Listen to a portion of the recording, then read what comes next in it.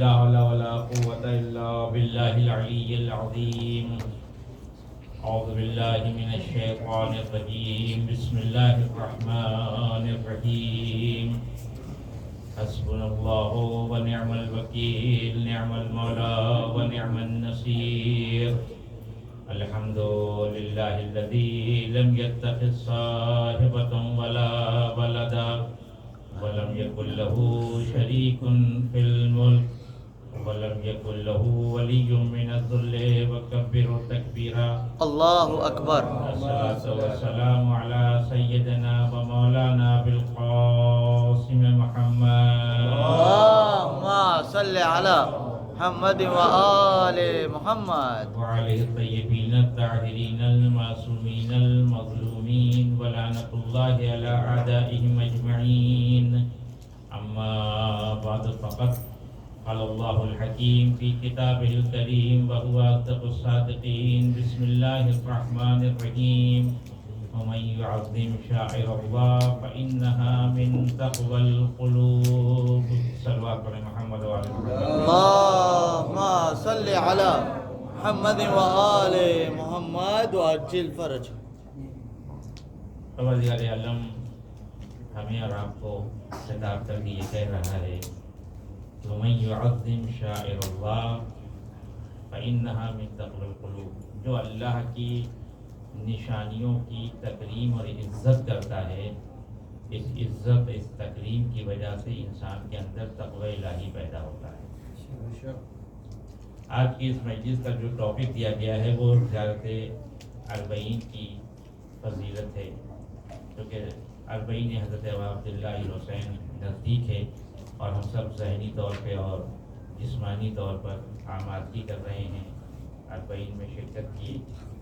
جو یہاں ہیں وہ یہاں شرکت کریں گے، جو کربلا جا رہے ہیں وہ کربلا میں شرکت کریں گے. تو اس سے پہلے کہ انسان کسی عظیم کام کے لیے اترے، اس کام کی عظمت کا اندازہ ہو جائے انسان. شاعر اللہ کی ان نشانیوں کو کہتے ہیں کہ جن نشانیوں کو دیکھ کے خدا یاد آ جائے. سبحان.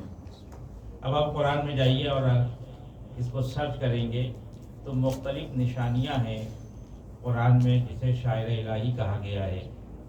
مثلا وہ قربانی جو مینا کے میدان میں پیش کی جاتی ہے اس کو بھی شاعر الہی میں شمار کیا گیا ہے.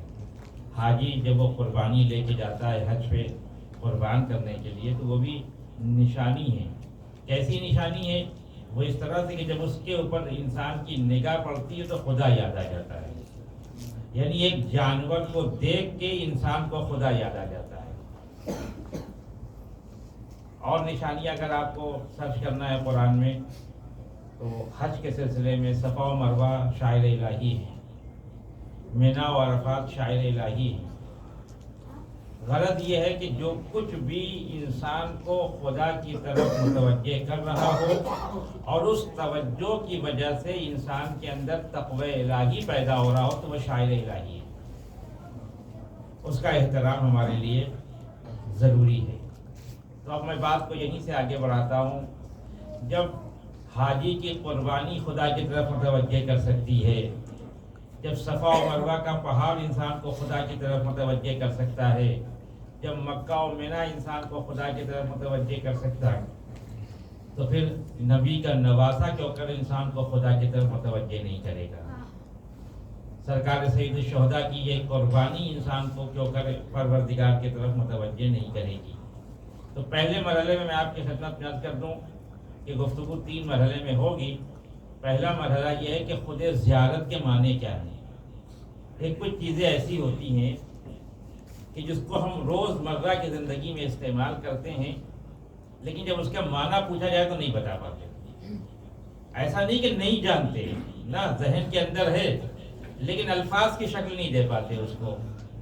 مثلا ایک لفظ بہت بولا جاتا ہے کہ یہ چیز اٹھا دو، یہ شے لا کے دے دو. کسی سے پوچھے شے کے معنی کیا ہے؟ دن بھر یوز کرتے ہیں. کہ شے کے معنی چیز کے ہیں، تو چیز کے معنی کیا ہے؟ ذہن میں ہے ہمارے لیکن الفاظ کی شکل نہیں دے پا رہے ہیں. بہت سی ایسی چیزیں ہماری زندگی میں ہیں جن کو ہم یوز کرتے ہیں لیکن ان کے معنی سے واقف نہیں ہیں. لیکن جب انسان کسی لفظ کے معنی کو جان لیتا ہے تو اس کی تاثیر الگ ہوتی ہے. شے کہتے میں بتا بھی دوں، اب آپ بھی کہیں گے کہ مولانا نے بھی کہہ کے بتایا نہیں کہ شے کسے کہتے ہیں. شے کہتے ہیں ہر اس چیز کو جو موجود ہو. آپ نے یہ پانی کی بوتل ہے، یہ شے ہے، ہم آپ شے ہیں. امام صادق علیہ السلام سے کسی نے پوچھا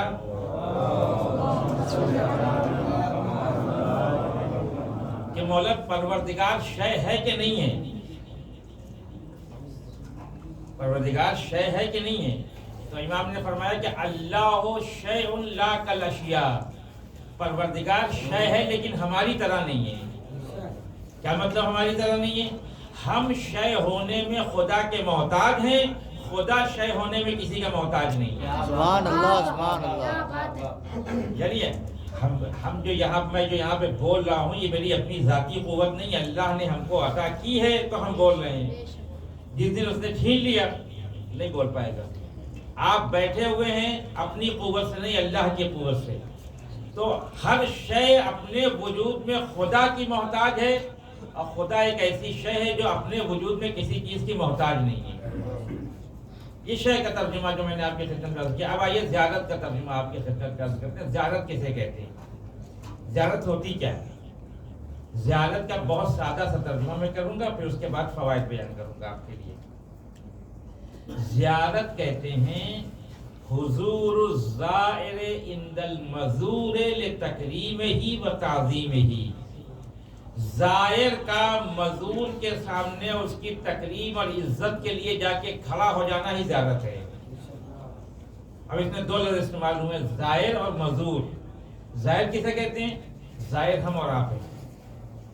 جو زیارت کرنے کے لیے جا رہا ہے وہ زائر ہے، جس کی زیارت کی جا رہی وہ مزور ہے. یعنی جب ہم امام حسین علیہ السلام کی زیارت کرنے کے لیے جا رہے ہیں تو ہم زائر ہیں، وہ مزور ہیں. تو کیا معنی ہو گیا زیارت کے؟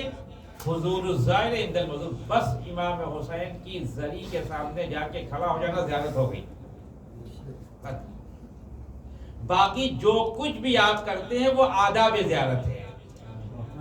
کیا بات ہے. یہ میں اس لیے عرض کر رہا ہوں کہ خدا نہ کرے کوئی ایسا انسان جائے جس کو زیارت پڑھنا نہیں آتی اور بغیر زیارت پڑھے واپس چلا جائے، تو وہ تو اس کے ذہن میں تو شک و شبہ پیدا ہو جائے گا. پتہ نہیں ہماری زیارت قبول ہوئی کہ نہیں ہوئی، ہم نے تو زیارت پڑھی نہیں، ہم کو تو زیارت پڑھنا نہیں آتی ہے، ہم تو جاہل ہیں. زیارت کے مسئلے میں عالم و جاہل میں کوئی فرق نہیں. عالم مزور کے سامنے کھڑا ہو جائے تو اس کی زیارت قابل قبول، جاہل مزور کے سامنے کھڑا ہو جائے تو اس کی زیارت قابل قبول. اب وہاں پہ کیا کرنا ہے یہ علماء نے ہم کو بتایا ہے، معصومین نے ہم کو بتایا ہے کہ یہ والی زیارت پڑھنا ہے، اس طرح سے آداب بجا لانا ہے، بغیر وضو کے حرم کے اندر داخل نہیں ہونا ہے، امام کے پیروں کی طرف سے داخل ہونا ہے، ایسے زیارت پڑھنا ہے کہ تمہارا چہرہ امام کی زری کی طرف ہو، پشت قبلے کی طرف ہو. معصوم و غیر معصوم کی زیارت کا فرق ہے جو میں آپ کی خدمت میں عرض کروں گا. تو یہ سارے آداب زیارت ہیں. زیارت ہو گئی آپ کی، جیسے ہی آپ زری کے سامنے جا کے کھڑے ہوئے زیارت ہو گئی. اب اس زیارت میں آپ کا ریلیشن شپ اپنے امام سے کیسا، یہ ہر انسان کو خود طے کرنا ہے. یہ کوئی دوسرا آدمی آ کے طے نہیں کرے گا. کہتے ہیں نا کبھی کبھی کہ مولانا بہت پریشانی ہے، دعا کر دی پریشانی دور ہو جائے. صحیح کہتے ہیں. ہو سکتا ہے کہ خود پریشان انسان کی دعا قبول نہ ہو کہ وہ گنہگار ہو، ممکن ہے، لیکن جس سے کہہ رہا وہ گنہگار نہ ہو، ممکن ہے. لیکن حقیقت یہ ہے کہ جس کے اوپر پریشانی آئی ہے اس کا دل اللہ سے جتنا جڑے گا اتنا کسی اور کا نہیں جڑے گا. نہیں جڑے گا. میں ایک مثال دے دوں، بات واضح ہو جائے گی.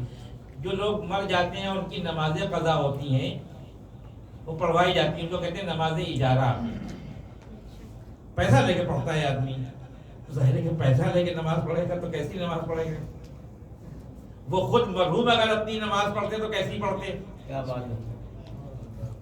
فرق ہے نا کہ ایک دفعہ کسی کو پیسہ دے کے کہ آپ نماز پڑھ دیجئے، تو اگر آپ پیسہ نہیں دیتے تو وہ نماز نہیں پڑھتا.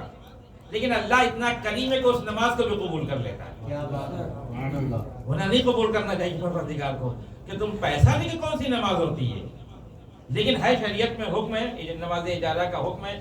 پورے آداب ہیں، احکام ہیں، وظائف ہیں، سب ذمہ داریاں بیان کی گئی ہیں، لیکن جو خود انسان اپنی نماز پڑھے گا وہ پیسہ دے کے نہیں پڑھوا پائے گا. اسی طرح سے جو انسان خود سرکار سید الشہداء کے روضے پہ کھڑے ہو کے ایک کیفیت پیدا کرے گا وہ کوئی دوسرا نہیں پیدا کر سکتا. تو 3 چیزیں ہو گئی، زیارت، زائر اور مزور. اس کے علاوہ جو کچھ بھی ہے وہ آداب زیارت ہے. صلوات پڑھے محمد و آل محمد. اللہم صل علی محمد و آل محمد. یہ ایک مسئلہ کہ زیارت کسے کہتے ہیں. دوسرا مسئلہ، اب یہ سارے سوالات بہت پرانے، 200 سال پرانے اشکالات ہیں جو آپ کے معاشرے میں بھی آ رہے ہیں. یقین مانیں، توسل کے اوپر اور زیارت کے اوپر، امامت کے اوپر، یہ سارے اشکالات ہندوستان میں کتابوں میں بھرے ہوئے ہیں. ہمارے علماء نے جواب دے چکے ہیں سب. آپ جا کے کتابوں کو دیکھ لیجیے. اس میں سے ایک اشکال یہ ہے کہ یہ زیارت جائز ہے کہ جائز نہیں ہے. معصومین کے روضوں پہ جانا یہ بدعت تو نہیں ہے، یہ شرک تو نہیں ہے. کیونکہ کچھ لوگ دنیا میں ایسے بیٹھے ہیں مسلمانوں کے نام پر کہ وہ اپنے علاوہ سب کو مشرک سمجھتے ہیں، سب کو مشرک سمجھتے ہیں. آپ نے کسی جگہ ذرا وہ پانی کی بوتل اٹھا دی کہ شرک. آپ غیر خدا سے مدد مانگ رہے ہیں. آپ خود اپنے وجود کو بچانے کے لیے امریکہ سے مدد مانگ رہے ہیں، وہ شرک نہیں ہے. عجیب ہے یہ مسئلہ. اللہ کے گھر میں رہ رہے ہیں، نبی کے روضے کے قریب رہ رہے ہیں، خانہ خدا کی چابیاں اپنی جیب میں رکھے ہوئے ہیں، پھر بھی اپنے کو بچانے کے لیے خدا سے طلب نہیں کر رہے ہیں مدد، امریکہ سے مانگ رہے ہیں. وہ عین توحید ہے. اور ہم کسی مومن سے کہیں کہ ہمیں ایک پانی کی بوتل اٹھا کے دے دو تو یہ شرک ہو گیا، کیونکہ آپ غیر خدا سے مانگ رہے ہیں. عجیب مرحلہ ہے. 2 ریفرنس میں آپ کو دیتا ہوں تاکہ آپ کے لیے ذہن کے اندر یہ بات ہو جائے، ذہن نشین رہے کہ زیارت بھی ایک ایسا فعل ہے جس کو معصومین نے انجام دیا. ایک کتاب ہے عالم اسلام میں عشرہ مبشرہ. عشرہ مبشرہ ایک حدیث ہے کہ جس میں رسول اکرم نے 10 لوگوں کا نام لیا ہے. وہ پھر کبھی کسی موقع پہ بیان کریں کہ 10 لوگوں کا نام لیا ہے، کہا کہ یہ سب جنتی ہیں، یہ سب جنتی ہیں. اس کو عشرہ مبشرہ کہتے ہیں. وہ کتاب لکھی گئی. اس کتاب میں ایک روایت نقل ہے، توجہ رکھیے گا. یہ میں صرف یہ بات ثابت کرنا چاہ رہا ہوں کہ زیارت بھی معصومین کے افعال میں سے ایک فعل ہے، اب مستحب ہے، اب بدعت نہیں ہے. روایت یہ ہے کہ رسول اکرم کی شہادت کے 6 دن کے بعد، کتنے دن کے بعد؟ 6 دن کے بعد، جناب خلیفہ اول اور امیر المومنین علیہ السلام دونوں رسول کی قبر کی زیارت کرنے کے لیے آئے. بعد 6 ایام، کتنے دن کے بعد؟ 6 دن کے بعد. کہاں آئے؟ رسول کی قبر کے اوپر. اور اس میں اس طرح سے لکھی ہے بات کہ جب رسول کی قبر کے قریب پہنچے تو اب یہ روایت جو کہ برادران اہل سنت سے آئی، لہذا میں نقل کر رہا ہوں، یہ ہمارا عقیدہ نہیں، کہ امیر المومنین نے خلیفہ سے کہا کہ آپ مسلمانوں کے خلیفہ ہیں، آپ پہلے روضے رسول کے اندر داخل ہیں. پتہ روضہ نہیں تھا، قبر تھی، 6 دن ہوئے تھے رسول کو دنیا سے گئے ہوئے. آپ قبر رسول پہ پہلے داخل ہوں، میں بعد میں داخل ہوں گا. تو وہاں پر خلیفہ اول نے کہا نہیں، یہ نہیں ہو سکتا، میں آپ کے اوپر سبقت نہیں کر سکتا. کیوں نہیں کر سکتے سبقت؟ کہ اس لیے کہ میں نے رسول سے سنا ہے کہ کائنات میں میرے بعد اگر کوئی انسان بافضیلت ہے تو وہ علی ہے، اور میں ایسے انسان کے اوپر سبقت نہیں کر سکتا جو رسول کے بعد سب سے زیادہ افضل ترین انسان ہو. اور یہ کہتے ہوئے خلیفہ نے امام علی سے کہا پہلے آپ رسول کے مزار پہ جائیے، اس کے بعد ہم داخل ہوں گے. چاہے خلیفہ اول پہلے گئے ہوں، چاہے امیر المومنین پہلے گئے ہوں، ہمیں اس سے کوئی سروکار نہیں ہے. لیکن خلیفہ اول کا بھی رسول کی زیارت کرنا اور امیر المومنین کا بھی رسول کی زیارت کرنا یہ اس بات کی دلیل ہے کہ مرنے کے بعد ائمہ کی زیارت کرنا شرک نہیں ہے، مستحب ہے. ایک صلوات پڑھے محمد و آل محمد. اللہم صلی علی محمد و آل محمد وعجل فرج. غور کیا آپ نے؟ یہ ایک مورد ہے جو میں نے کتاب سے پیش کیا تھا کہ اگر کوئی آپ سے پوچھے کہ بھئی آپ زیارت کرنے کیوں جا رہے ہیں تو آپ کہہ سکتے ہیں کہ بھئی خالی ہم نہیں جاتے تھے، خلیفہ اول نے رسول اکرم کی زیارت کی ہے ان کی شہادت کے 6 دن کے بعد. اور پھر جب رسول اکرم دنیا سے گئے ہیں تو مستقل جب تک جناب زہرا سلام اللہ علیہ زندہ رہی ہیں اپنے بابا کی قبر کی زیارت کے لیے جاتی تھی. یہ رسول کی بیٹی کا اپنے بابا کی قبر کی زیارت کے لیے جانا یہ اس بات کی دلیل ہے کہ وہ افراد کے جو اللہ کے ولی ہیں، وہ افراد جن کو اللہ نے منصب عطا کیا ہے، وہ افراد جن کو اللہ نے ہدایت کی ذمہ داری دی ہے، اگر وہ دنیا سے چلے جائے تو ان کی قبر کی زیارت کرنا مستحب ہے، شرک نہیں ہے۔ یہ ایک مرحلہ۔ دوسرا مرحلہ کہ فلسفہ زیارت کیا ہے۔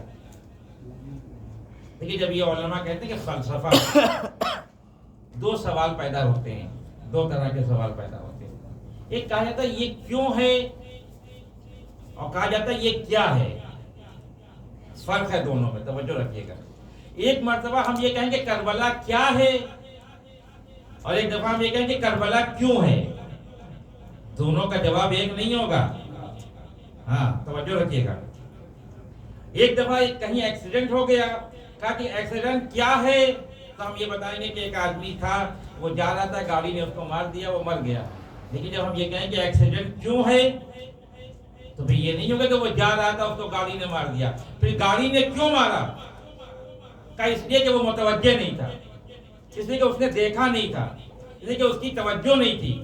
یہی مسئلہ کربلا، جب فلسفہ کربلا بیان کیا جاتا ہے تو دو سوال ہیں۔ کربلا کیا ہے، اس کا جواب یہ ہوگا کہ حسین ابن علی 28 رجب کو مدینے سے نکلے اور سفر طے کرتے کرتے 10 محرم کو عصر عاشور مارے گئے، یہ کربلا کیا ہے۔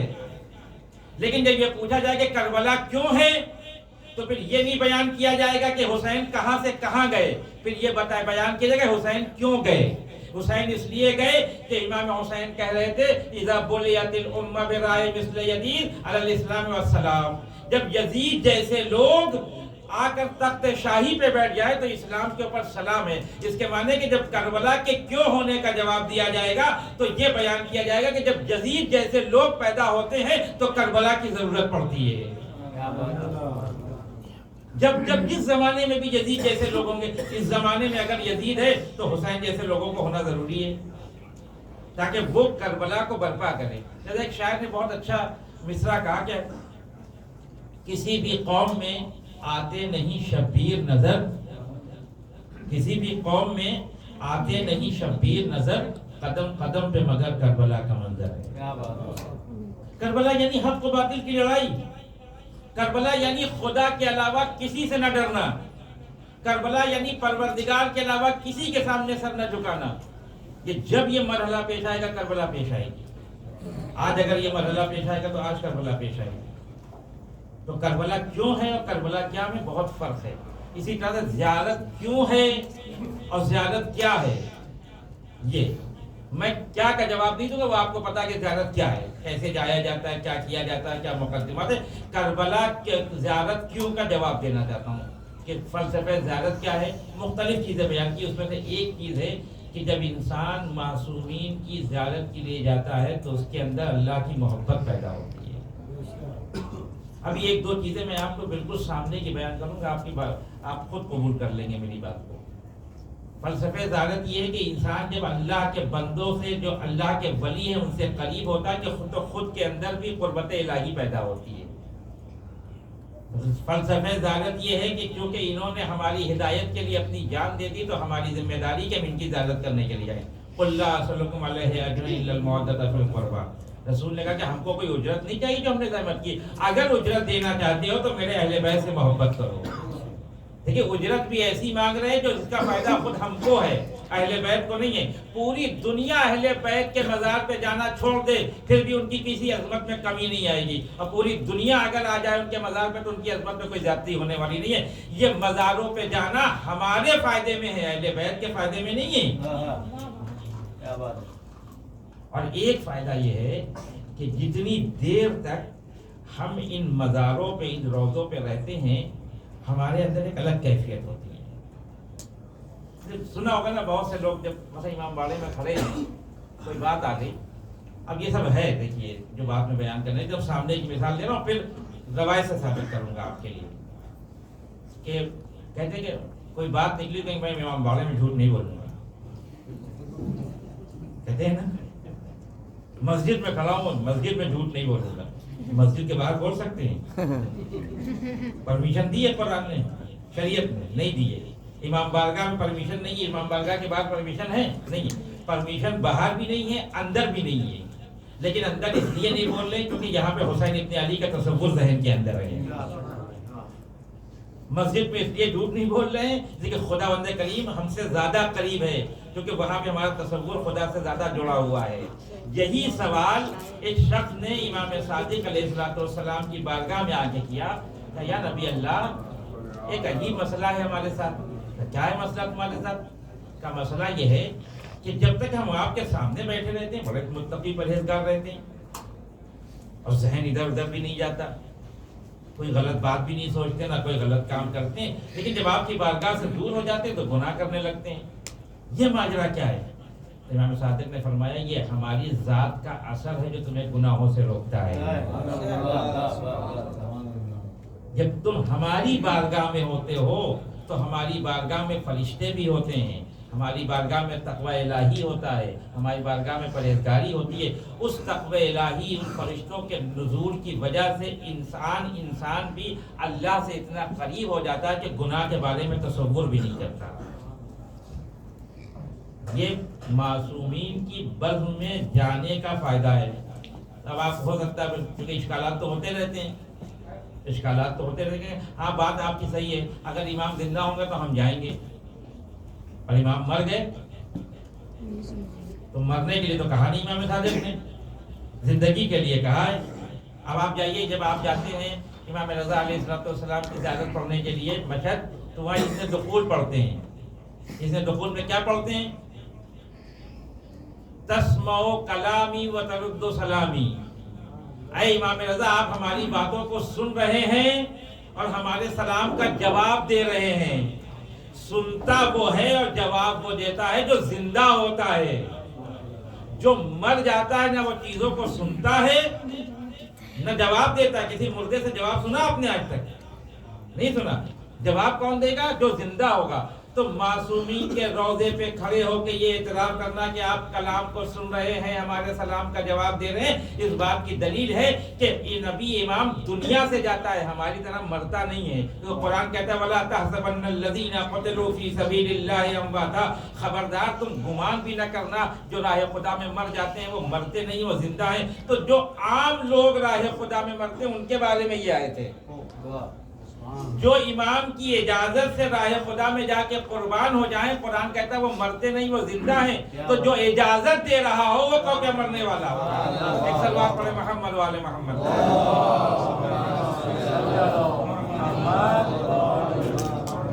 تو زیارت کے بہت سے فوائد ہیں، اس میں سے ایک فائدہ یہ ہے کہ انسان جتنی دیر تک معصوم کے روضے پہ رہتا ہے اللہ سے متصل رہتا ہے، اللہ سے متصل۔ اور جب ان روزوں سے دور ہو جاتا ہے تو وہ اتصال ختم ہو جاتا ہے، وہ کیفیت بھی ختم ہو جاتی ہے۔ لہذا علماء نے 3 طرح کے فائدے بیان کیے ہیں زیارت کے۔ اب آپ سنتے جائیں تو میں بات کو یہیں پہ ختم کر دوں گا۔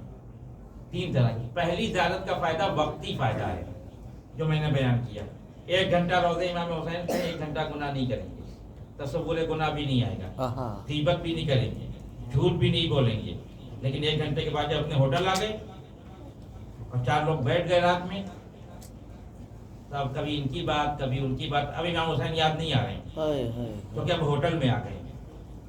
اور پھر پلٹ کے صبح جب جائیں گے نماز پڑھنے کے لیے تو پھر ہماری کیفیت بدل جائے گی۔ یعنی یہ زیارت کا شارٹ ٹائم فائدہ ہے، لیکن ہے اللہ کا شکر ادا کرنا چاہیے 1 گھنٹہ گناہ سے بچ جائے انسان۔ اور یہی فائدہ فرش ازا کا بھی ہے۔ سبحان اللہ سبحان اللہ۔ اور یہ فائدہ فرش ازا کا آپ کو اس وقت ملے گا جب آپ فرش ازا پہ ہوں گے، اپنی باہر گاڑیوں پہ بیٹھے ہوں گے تو یہ فائدہ نہیں ملے گا، کیونکہ جیسے ہی انسان فرش ازا پہ آتا ہے ایک تصور تقدس پیدا ہو جاتا ہے انسان کے اندر کہ ہم اس فرش ازا پہ آئے ہیں جس میں فاطمہ زہرا آتی ہیں، سبحان اللہ سبحان اللہ، ہم اس فرش ازا پہ آئے جس میں رسول اکرم آتے ہیں۔ تو شارٹ ٹائم فائدہ یہ ہے کہ انسان وقتی طور پہ گناہوں سے رک جاتا ہے۔ لانگ ٹائم فائدہ کیا ہے ہمیشہ کا؟ کہ جب ولی اللہ کی زیارت کے لیے انسان جاتا ہے، ایک صلوات پڑھے محمد والے محمد۔ اللہم صلی علی محمد و آل محمد۔ ولی خدا کی زیارت کے لیے انسان جاتا ہے تو دین سے جڑ جاتا ہے۔ بہت بڑے بڑے بے دین دیکھے ہیں ہم نے، کہ جو دین کا تصور نہیں رکھتے تھے، لیکن کہیں سے اللہ نے کرم کر دیا ان کے اوپر، اور ایک دفعہ معصوم کے دائرے میں آ گئے اس خدمت کے. لیکن ایک بات ہمیشہ یاد رکھیے گا کہ کوشش کریے کہ اپنے کو معصومین سے دور نہ ہونے دیں. بات آ گئی تو میں عرض کرتا چلوں، مجھے کہیں جانا بھی ہے اور فون بھی آ رہا ہے، اس لیے میں نے موبائل آن کر دیا کہ ان کو پتہ چلا کہ مجلس ختم نہیں ہوئی ہے. ایک معصومین کے اندر ایک کیفیت ہے جو دنیا میں کسی انسان کے اندر نہیں. جانتے کیفیت کیا ہے؟ امام علی علیہ السلام نے نہج البلاغہ کے خطبہ نمبر 3 میں بیان کیا ہے. اس نہج البلاغہ کے دامن کو بہت زور سے پکڑے رہی. یقین دنیا میں اتنی خوبصورت کتاب آپ کو نہیں ملے گی. میرا موضوع نہیں، ورنہ میں عرض کرتا آپ کے پاس. اللہ نے ایک توفیق دی کہ میں نے بہت کام کیا نہج البلاغہ. میں نے اسی سینٹر میں ایک دفعہ 5 مجلسیں پڑھی تھیں امام علی کی شکل نہج البلاغہ. پھر کبھی توفیق ہوئے تب، لیکن میں صرف آپ کے مطالعے کی شوق کے لیے بات عرض کر رہا ہوں. امام علی جب اپنا تعارف کراتے ہیں، دیکھیے اسلام میں اپنی تعریف کرنا اچھی بات نہیں ہے. میں ممبر پہ بیٹھ کے اپنی تعریفیں کرنے لگوں کہ میں فلاں جگہ اشرا پڑھتا ہوں، میں مجھے فلاں لوگ بلاتے ہیں، مجھ سے اچھا بڑا کوئی سفر میں اسلام کا بری بات ہے، اچھی بات نہیں. آپ خود اپنی تعریف نہ کریں اور کسی کے منہ میں بھی اس کی تعریف نہ کریں. امام علی بھی منع کرتے ہیں، انہیں غرور تکبر میں پڑ جاتا ہے. لیکن عجیب مرحلہ ہے، اسلام ہم سے کہہ رہا ہے، قرآن ہم سے کہہ رہا ہے، علی ہم سے کہہ رہا ہے کہ اپنی تعریف نہ کرنا، اور خود نہج البلاغہ کے تیسرے خطبے میں امیر المومنین کہتے ہیں ینحدر عنی السیل ولا یرقع علی الطیر. میں وہ بلندی سے فضیلت کا گرنے والا چشمہ ہوں کہ اتنی بلندی پہ ہوں کہ جو طائر جن کا کام پرواز کرنا ہے، جن کی خصوصیت اڑنا ہے، وہ اڑ کے بھی میری بلندی کو نہیں پا سکتے. تو علی آپ تو ہم سے کہہ رہے کہ اپنی تعریف نہ کریں، اور آپ خود ممبر کوفہ پہ بیٹھ کے اپنی تعریف کر رہے ہیں. کا فرق پہچانو اپنی تعریف میں اور ہماری تعریف میں. تم اپنی تعریف کرتے ہو اس لیے تاکہ تمہاری پوجا کی جائے، ہم اپنی تعریف کرتے تاکہ لوگ ہم کو پہچان کے ہماری اطاعت کر سکیں. امام علی نے کہا کہ ینحدر عنی السیل، میں بلندی کا وہ چشمہ ہوں. اللہ اکبر. علی سے جیسی گفتگو کوئی کر نہیں سکتا دنیا میں. دیکھیں ایک ضرب المثل ہے اردو زبان میں. جب کسی کو کسی سے کام ہوتا ہے، مثلا اگر مجھے کسی سے کام ہوا، میں نے کہا کہ آپ آ جائیے، تو سامنے والا کہتا ہے کہ پیاسا کنویں کے پاس آتا ہے، کنواں پیاسے کے پاس نہیں جاتا ہے. لیکن اس نے سوچا نہیں کہ اپنے کو کیا کہا اس نے. جس وقت میں اپنے کو کنواں، مجھ سے کوئی کہے کہ مولانا آپ سے کچھ سوال جواب کرنا ہے، آ جائیے میرے گھر، میں کہوں کہ میں تو نہیں آؤں گا، آپ آئیے کیونکہ پیاسا کنویں کے پاس آتا ہے. لیکن اس وقت میں نے اپنے کو کنواں کہا ہے. کبھی توجہ کیا کنواں ہے کیا؟ کبھی توجہ کیا؟ میں دلاتا ہوں آپ کو توجہ. کنواں بخالت کی علامت ہے، کنجوسی کی علامت ہے. کنجوسی کو اگر سمبل بنایا جائے تو کنواں بن جائے گا. کیوں؟ اس لیے کہ کنویں سے آپ کو اتنا پانی نہیں ملے گا جتنا آپ چاہتے ہوں گے، اتنا ملے گا جتنا ظرف ڈالیں گے. کنواں آپ کی چاہت کے اعتبار سے نہیں دے گا، آپ کی ضرورت کے اعتبار سے دے گا. آپ نے اگر ایک بالٹی ڈالی ہے تو بالٹی کا پانی آئے گا، گلاس ڈالی ہے تو گلاس کا پانی آئے گا. اور ایسے بھی نہیں آئے گا جیسے میں نے کہہ دیا.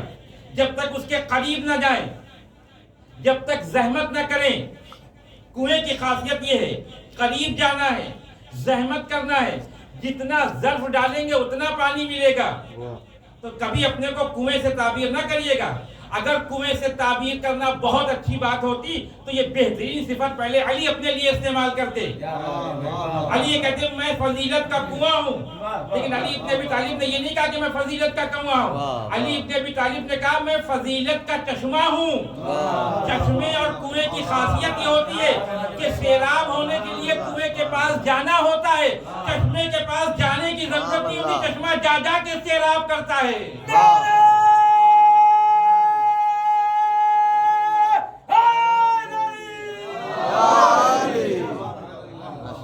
وہاں کہتا ہمارے پاس آؤ.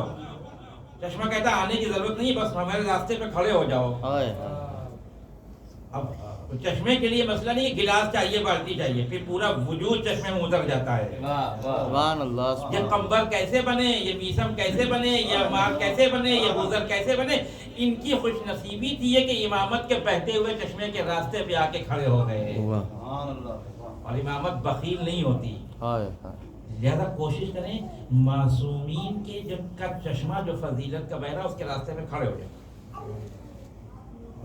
آپ کھڑے ہو جائیں گے, معصومین کا چشمہ آپ کو ذوالقین سے ذوالقین علیہ السلام بنا دے گا. آپ اس راستے پہ آ کے کھڑے ہو جائیں گے, آپ حر سے حر علیہ السلام بن جائیں گے. لیکن شرط یہ کہ چشمے کے راستے پہ آ کے کھڑے ہو جائیں, دامن نہ بچائیں. اصل میں یہ زیارت کچھ اور نہیں, اب تعبیر میں پیش کروں, اصل میں یہ زیارت نہ پیسہ خرچ کرنا ہے, نہ پاسپورٹ لانا ہے, نہ ٹکٹ لینا ہے, نہ ہوٹل میں لینا ہے. اصل میں اپنے وجود کو امامت کے چشمے کے کنارے لے جا کے کھڑا کر دینا ہے. جتنی دیر اس امامت کے چشمے پہ کھڑے رہیں گے سیراب ہوتے چلے جائیں گے. ایک سلوات پڑھیں محمد والے محمد. اللهم صل على محمد وآل محمد وعجل. اور تیسرا اور آخری فائدہ کہ جب انسان ولی خدا کی زیارت کرتا ہے تو وہ شفاعت کا حقدار بن جاتا ہے. معصومین کی شفاعت قیامت میں نصیب ہوتی ہے, اور بہت بیسک چیز ہے یہ. آپ اس کو ہلکے میں نہیں لیجیے گا, یہ کیونکہ ہماری نمازیں اور روزے یہ سب ہم کو لے جا نہیں پائیں گے جنت میں. آپ بالکل مطمئن رہیے, ہاں بالکل مطمئن رہیے. اگر کوئی سوچے کہ معصومین سے رابطہ توڑ کے ہم نماز پڑھ کے جنت میں چلے جائیں گے, پاسبل نہیں ہے. ایک واقعہ سنتے جائیے, بات کو ختم کر رہا ہوں. امام خمینی رضوان اللہ تعالیٰ علیہ کو آپ جانتے ہیں کہ ان کی نماز اور ہماری نماز میں کتنا فرق ہوگا, ان کی تلاوت میں ہماری تلاوت میں کتنا فرق ہوگا. وہ ایک عظیم انسان جس نے ایک قوم کو بیدار کر دیا اور اپنی بیداری سے پوری دنیا کے اندر انقلاب پیدا کر دیا. اس کی شفاعت کے اندر تو کسی کو کوئی شبہ نہیں ہے کہ امام خمینی جنت میں جائیں گے کہ نہیں جائیں گے. جس نے اتنے نیک کام کیے وہ تو جنت میں جائے گا.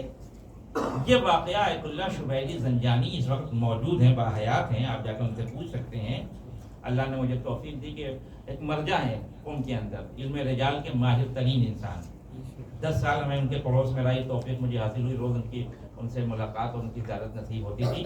انہوں نے یہ واقعہ امام خمینی کا ان کے بیٹے سے جو زندہ تھے احمد خمینی سے بیان کیا. ایک واسطے سے بیچ میں کوئی ہے جو امام خمینی کے بیٹے سے وہ واقعہ سن کے شبیلی زنجانی صاحب کو سنا رہا ہے. احمد خمینی کہتے ہیں کہ جب میرے بابا کا انتقال ہو گیا تو کافی دنوں کے بعد میں نے اپنے بابا کو خواب میں دیکھا, امام خمینی رضوان اللہ تعالیٰ علیہ کو. یہ زیارت کا آخری فائدہ ہے جو قیامت سے مربوط ہے, شفاعت سے مربوط ہے. تو جب میں نے بابا کو خواب میں دیکھا تو میری گفتگو ہوئی, اور میں نے کہا کہ بابا کیا حالات ہیں عالم برزخ کے, کچھ بیان کریں گے؟ ہم تو جنت ونت کی باتیں, جہنم کی باتیں کرتے ہیں, شوق بہت ہو جاتے ہیں, اس میں مذاق بہت کرتے ہیں. وہاں زیادہ سیریس ہونا ہے, وہاں کا مسئلہ بڑا سخت ہے. امام خمینی نے کہا کہ بیٹا یہاں مسئلہ بڑا سخت ہے. ہاں یہاں کا تو مسئلہ ہی مسئلہ کہ کیا ہوا بابا؟ کہا کہ یہاں تو ہر قدم قدم پہ سوال ہو رہا ہے, ہر قدم قدم پہ سوال ہے. یہاں پہ ایک قدم آگے بڑھاؤ سوال, ایک قدم آگے بڑھاؤ سوال, ایک قدم آگے بڑھاؤ سوال. کیا بیٹا تمہیں معلوم ہے جب انقلاب آیا تھا تو جب میں لوگوں سے ملنے کے لیے منظر عام پہ آتا تھا تو اپنا ہاتھ نکل کے اٹھاتا تھا کہ ہاں بابا مجھے یاد ہے. کہ اس ہاتھ اٹھانے کے بارے میں سوال ہوا مجھ سے کہ یہ تم نے ہاتھ اپنی مرضی کے لیے اٹھایا تھا کہ خدا کی مرضی کے لیے اٹھایا تھا؟ بیٹا بہت سخت مرحلہ ہے یہاں پر. اب یہاں تک آ کے تو جملہ عرض کرتا چلوں, دنیا جب کامیاب ہوتی ہے, دنیا کا کوئی لیڈر جب کامیابی حاصل کرتا ہے تو اپنی کامیابی کو وی فار وکٹری سے تعبیر کرتا ہے. دیکھا ہوگا آپ نے جب لوگ کامیاب ہو جاتے ہیں تو اس طرح کا اشارہ کرتے ہیں. تنہا پوری دنیا میں امام خمینی ہے جنہوں نے یہ اشارہ نہ کر کے یہ اشارہ کیا. یہ اشارہ بتا رہا ہے کہ ہماری یہ کامیابی پنجتن کی وجہ سے ہے. نعرے حیدری.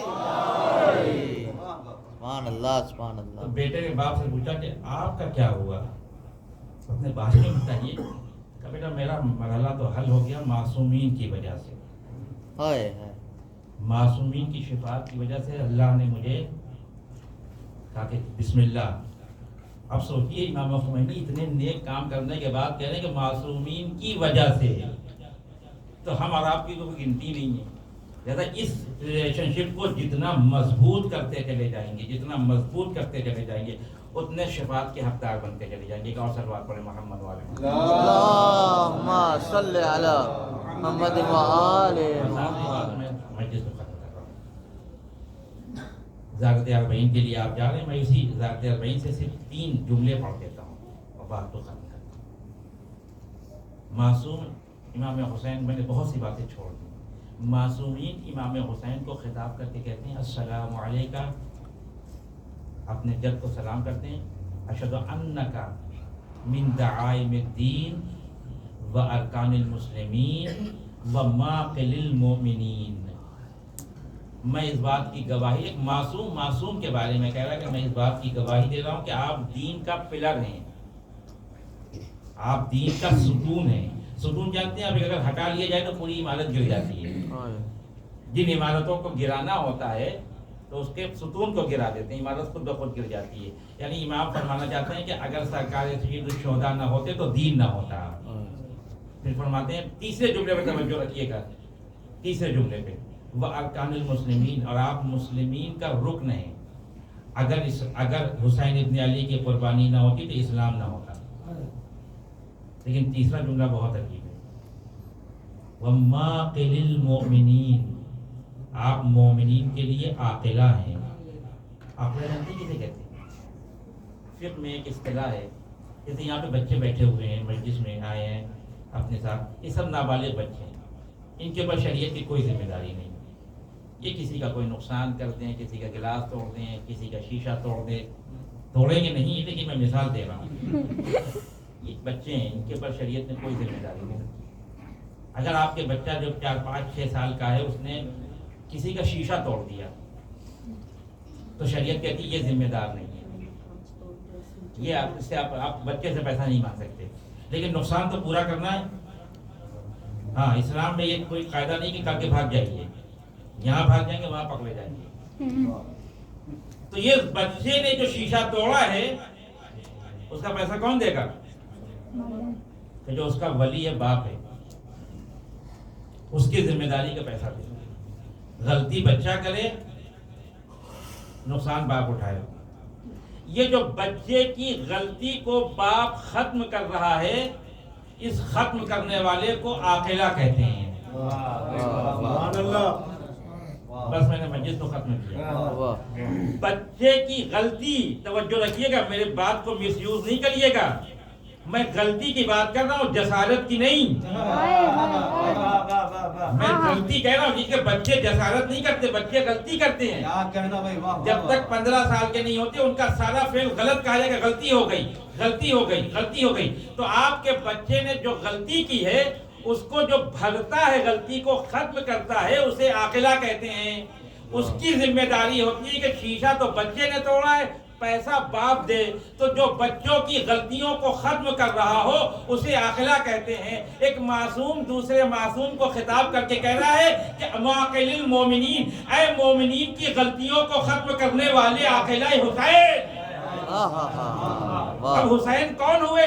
اگر ہم سے غلطی پھر کہہ رہا ہوں میں، غلطی ہو گئی، روز نماز پڑھتے تھے، ایک دن نماز نہیں پڑھی، بھول گئے، یہ غلطی ہے، جسارت نہیں ہے۔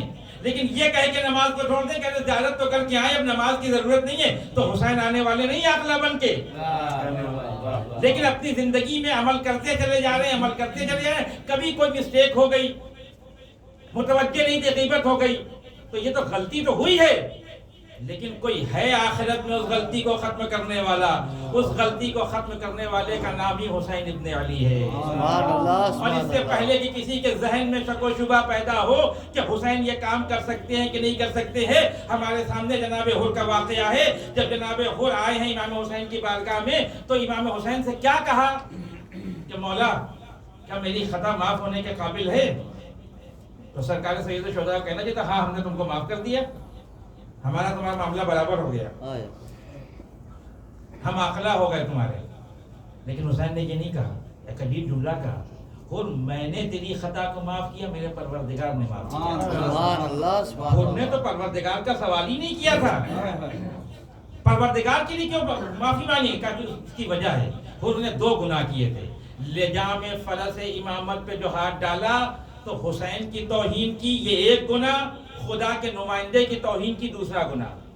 تو ایک دفعہ حسین سے معافی مانگنا ہے اور ایک دفعہ خدا سے معافی مانگنا ہے. لیکن حسین ابن علی آواز دے رہے ہیں میری بارگاہ میں آ تو جاؤ, ہم تمہیں اتنی بھی زحمت نہیں دیں گے کہ تم خدا سے جا کے معافی مانگو. اللہ نے ہمیں وہ اختیارات دیے ہیں کہ ہم اس دنیا میں رہ کے یہاں کے مسئلے کو بھی حل کر سکتے ہیں, وہاں کے مسئلے کو بھی حل کر سکتے ہیں. ایک صلوات پڑھیں محمد والے محمد. اللهم صل على محمد وآل محمد وعجل. اب سوچ کے جائیے گا 40 پہ کہ حسین عاقلہ ہیں, معقل المومنین ہیں. کوئی ایسا گناہ نہیں ہے کہ جسے حسین معاف نہ کر سکے, لیکن صدق کے دل سے انسان جب امام حسین کی بارگاہ میں جاتا ہے, جب امام جناب عباس کی بارگاہ میں جاتا ہے, واقعی انسان وہاں پر اگر اس بات کو سمجھ لے کہ ہم کہاں آ کے کھڑے ہیں تو ایک زیارت انسان کی قسمت کو بدل دے. بس میں نے بات کو ختم کیا. اور کیا تو اپنے کو آمادہ کریں, نہیں جا پا رہے کوئی مسئلہ نہیں ہے, یہاں سے یہ ارادہ کریں کہ ہم 40 کی زیارت میں شریک ہیں, امام حسین اس کو قبول کریں. ان کے لیے زمان مکان کا کوئی فرق نہیں. مجھ سے یہ فرمائش کی گئی ہے کہ میں جناب زینب, جناب سکینہ اور جناب عباس کے مسائل پڑھوں. آپ جب انشاءاللہ کربلا جائیں گے تو ایک عجیب منظر دیکھیں گے. کربلا یہاں امام حسین کی زری ہے, جہاں جناب عباس کی زری ہے, اس زری سے پہلے, اس سے پہلے کہ آپ زری کے اندر داخل ہوئے, ایک مشق سکینہ لیں. آپ جناب عباس ہمارے پاس چند ایسی شخصیتیں جنہیں اللہ نے باب الحوائج کہا ہے, جن کے دروازے پہ حاجتیں پوری ہوتی ہیں. امام کاظم علیہ السلام باب الحوائج ہیں, جناب علی اصغر باب الحوائج ہیں, جناب عباس باب الحوائج ہیں. ایسے تو سارے معصومین باب الحوائج ہیں, لیکن خاص طور سے جناب عباس کو باب الحوائج کہنا یہ ایک طرف اشارہ کر رہا ہے کہ یہ وہ چچا ہے جس نے اپنی بھتیجی کی پیاس کو بجھانے کے لیے اپنے شانوں کو کٹوا دیا. اب یہ محبت کا سلسلہ قیامت تک جاری رہے گا. یہ سوچنے والی بات نہیں ہے. جس سرزمین پہ حسین ابن علی کا روضہ ہے, اسی سرزمین پہ جناب عباس کا روضہ ہے. جتنے لوگ حسین ابن علی کی زیارت کے لیے جا رہے ہیں, اتنے ہی لوگ جناب عباس کی زیارت کے لیے جا رہے ہیں. جبکہ جناب عباس امام حسین کی طرف سے اللہ کی طرف سے امام بنا کے نہیں بھیجے گئے, لیکن اطاعت امام میں اتنا ڈوب گئے کہ وقت کا امام جو پوری کائنات میں اپنے وقت میں سب سے زیادہ شجاع ہوتا ہے, وہ آواز دے رہا ہے الان ان کا سرازاریہ بھیا تمہاری آواز ہے, میری کمر کو توڑ دیا. مولا آپ تو وقت کے امام ہیں, مولا آپ تو سب سے زیادہ شجاع ہے, لیکن حسین آواز دے کہ تمہیں نہیں معلوم کہ میری زندگی میں عباس کی اہمیت کیا ہے, تمہیں نہیں معلوم کہ عباس کون ہے. یہ میرا بھائی ہے, اسے علی نے کربلا کے لیے چاہا تھا. کربلا کا وہ مرحلہ جب پیش آیا, عزیزو جنگ کرنا آسان ہے جب ہاتھ میں تلوار ہو اور اجازت بھی مل جائے, لیکن جناب عباس کی اس کیفیت کو آپ ذرا سمجھیں کہ ایک طرف سے تو ذہن میں یہ ہے کہ میرے بابا نے مجھے اسی دن کے لیے چاہا تھا, مجھے ایک بیٹا عطا کر جو کربلا میں میرے حسین کے کام آئے, اور جب جنگ کا مرحلہ شروع ہو گیا ہو, جب جنگ اپنے عروج پہ ہو, اس وقت ایک انسان آ کر اپنے وقت کے امام سے کہہ رہا مولا مجھے بھی مرنے کی اجازت دیجیے. لیکن حسین یہی کہتے ہیں عباس تم تو میرے لشکر کے علمدار ہو, اگر علمدار چلا گیا تو لشکر کا کیا ہوگا. عباس کو خاموش کر دیا, لیکن ایک مرحلہ وہ آیا جب کوئی زندہ نہ رہا, تو ایک دفعہ جناب عباس پھر آگے کہتے ہیں مولا مجھے مرنے کی اجازت دیجیے. جناب عباس کے مسائل بہت ہیں, لیکن اگر آپ جناب عباس کے اوپر رونا چاہتے ہیں تو ام البنین کا وہ مرثیہ ضرور ہے, جسے شیخ عباس قمی نے مفاتیح الجنان میں نقل کیا ہے کہ جناب ام البنین اپنے بیٹے کے اوپر کیسے روتی تھی. لیکن میں پہلے یہ عرض کرنا چاہتا ہوں کہ ایک چچا و بھتیجی کی محبت کو دیکھیے. ایک بہادر انسان کی ساری قوت اور ساری طاقت یہ ہوتی ہے کہ میں میدان میں جا کر اپنے جوہر دکھاؤں, اپنی شجاعت کے جوہر دکھاؤں. لیکن ادھر حسین کے پاس جناب عباس آئے, مولا وہ لشکر کہاں جس کا میں علمدار ہوں. اور ابھی دونوں بھائیوں میں باتیں ہو رہی تھی کہ ایک دفعہ 4 سال کی بچی کی سکینہ آ گئی. اے چچا پیاس ہے کہ مارے ڈال رہی ہے, اے چچا برداشت نہیں ہو رہا ہے. حسین نے کہا اے بھیا عباس جنگ بعد میں کرنا, پہلے سکینہ کے لیے پانی کا اہتمام کر دو. اللہ اکبر, جو جنگ کی آرزو لے کے بڑا ہو رہا ہو, آج جب جنگ کرنے کا مرحلہ پیش آیا تو سکینہ کی محبت نے اپنی آرزو کو قربان کر کے بتایا اے سکینہ تمہارا چچا تمہیں بہت چاہتا ہے. اے سکینہ لاؤ میں تمہارے لیے پانی لے کے آؤں. جناب عباس جب نکلنے لگے تو جناب سکینہ نے بس ایک سوال کیا. آپ سوچتے ہیں کہ امام حسین علیہ السلام جناب عباس کا لاشا لے کے کیوں نہیں آئے خیمے میں؟ اس کی وجہ یہ ہے, جناب سکینہ نے کہا چچا پانی لے کے آئیں گے آپ. علی کے شیر نے آواز دی ہے سکینہ بس اتنا سمجھ لو, اگر تمہارا باپ تمہارا چچا خیمے میں آیا تو بغیر پانی کے نہیں آئے گا. ارے یہی وہ وعدہ تھا جسے عباس نے آخری زندگی تک نبھایا. اور جب دونوں ہاتھ منقطع ہو گئے مشک سکینہ کو اپنے ذہن سے سنبھالا, لیکن جب ایک تیر آ کے مشک سکینہ پہ لگا پانی بہا. ارے یہ پانی نہیں بہ رہا ہے, یہ عباس کے جگر کا خون ہے جو وجود پہ گر رہا ہے. اپنے گھوڑے کو موڑا, اب خیمے میں جا کے کیا کروں گا. اور جب حسین ابن علی اس مرحلے پہ آئے جب ایک جوان بھائی ہے جو مقتل میں پڑا ہوا ہے, ایریا لگل رہا ہے, کہ بھیا عباس کوئی وصیت ہو تو بتاؤ. علماء کہتے ہیں کہ وصیت عباس نے اسی لیے کی تھی جو کہ سکینہ سے وعدہ کیا تھا ایسا نہ ہو بے وفائی ہو جائے. اے بی بی سکینہ اگر چچا خیمے میں آیا تو بغیر پانی کے نہیں آئے گا. مولا میری لاش کو خیمے میں لے کے نہ جائیے گا. اگر سکینہ نے میرے جنازے پہ سوال کیا ابو آپ آ گئے تو پانی نہیں آیا, میں کیا جواب دوں گا؟ میں مجلس کو ختم کر دیتا. لیکن ایک ماں کے مصائب سن لیجئے. جب مدینے میں ام البنین کو یہ معلوم ہوا میرا عباس مارا گیا, شانے منقطع ہو گئے, تو کہتی ہے ارے میں نے سنا ہے میرا شیر پرور کے حملے کر رہا تھا, کاش میں کربلا میں ہوتی, اپنے عباس کی جنگ دیکھتی, لیکن میں کربلا میں نہیں تھی. اس کے بعد کہتی ارے میں نے سنا ہے کہ میرے شیر کے دونوں بازو کاٹ دیے گئے. میں یہ سوچتی ہوں جب کسی کے بازو کٹ جاتے ہیں اب وہ بلندی سے زمین پہ آتا ہے تو اپنے ہاتھوں کا سہارا لیتا ہے. ارے میرا عباس جب بلندی سے زمین پہ آیا ہوگا, جب گھوڑے سے زمین پہ آیا ہوگا, ہاتھ تو منقطع ہو گئے ہوں گے, کیسے عباس زمین پہ آیا ہوگا. اے ام البنین گھبرائیے نہیں, جنت سے فاطمہ آ گئی ہوگی. اے عباس میں تجھے اپنی آغوش میں لے لوں, تو نے حسین یہ چچا و بھتیجی کی کہانی. عباس پیاس بجھانے کے لیے دنیا سے چلے. انا للہ و انا الیہ راجعون. پروردگار تجھے واسطہ محمد والے محمد کا ہماری مختصر سی ادا کو قبول کر. جو لوگ مقصود ان کے پردوں پر دور کر, جو لوگ حجزات سنجھتا ان کو حجزات سنجھے کرتا. علماء کرام راج کرام انقلاب اسلامی کا سایہ ہمارے سب سے باقی.